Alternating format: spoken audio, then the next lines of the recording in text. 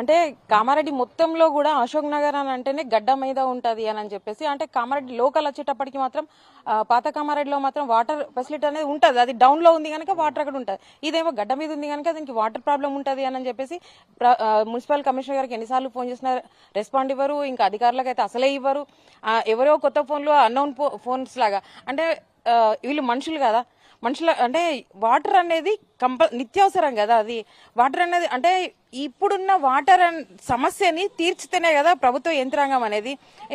Example municipal ఏంటంటే గ్రామీణ ప్రాంతాలలో సర్పంచ్ వ్యవస్థ లేదు అని అంటే ఒక స్పెషల్ అధికారిని అట్లా పెట్టారు. అట్లా ఇప్పుడు ఇక్కడ కౌన్సిలర్ వ్యవస్థ లేదు. ఓకే, ఒక స్పెషల్ అధికారిని పెట్టి వాటర్ ట్యాంకులను పెట్టేసి ఈ గల్లీలోకి ఇన్నిసార్లు, వారంలో ఇన్నిసార్లు, నెలలో ఇన్నిసార్లు అట్లా పెడితే కొంచెంలో కొంచెమైనా ప్రాబ్లం అనేది క్లియర్ అవుతుంది అనేది మా ఆలోచన.